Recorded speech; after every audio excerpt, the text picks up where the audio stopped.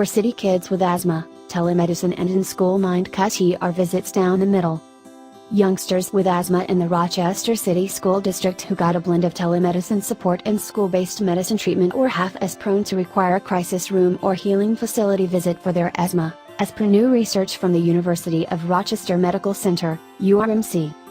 1 out of 10 kids in the United States has asthma, making it the nation's most normal incessant adolescence malady. Despite the fact that indications can be successfully overseen through standard utilization of preventive pharmaceutical, kids should first be analyzed, and afterwards should routinely take their medicine. Minority kids living in neediness, specifically, don't generally get these medications. Accordingly, these kids endure numerous preventable and possibly hazardous asthma flare-ups, which can prompt costly crisis room visits.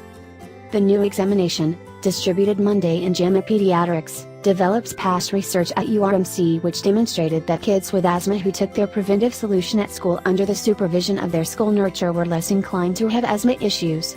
The expansion of the telemedicine segment, which takes into account the TIC's essential care supplier to remain promptly engaged with the youngster's care, makes the program more maintainable and versatile, conceivably enabling it to be utilized as a model for urban-based asthma mind broadly.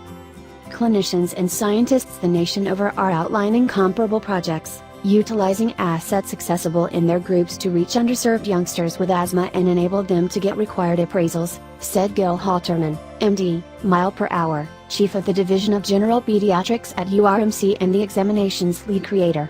Yet, paying little mind to how you're contacting them at first, those youngsters may keep on having issues in the event that they aren't taking their prescriptions frequently. The combination of telemedicine with regulated treatment through school gives one model to guarantee that youngsters get steady, powerful asthma treatment.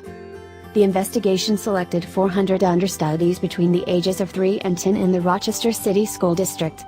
Half were given their asthma medicine by their school nurture. These understudies had an underlying asthma evaluation and in addition up to 2 catch-up school-based visits with essential care clinicians by means of telemedicine through the span of the school year, to decide the proper asthma treatment.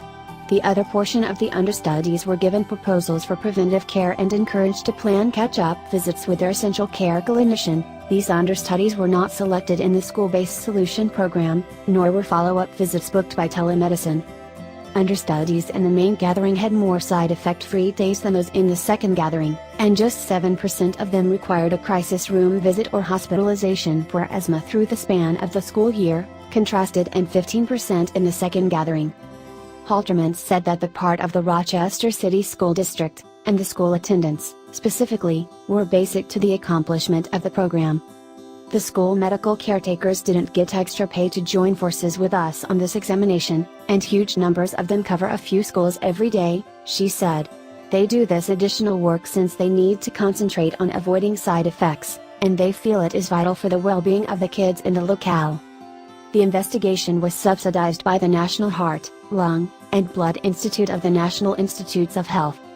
Thank you for watching our video. Do not forget to subscribe to see our next video.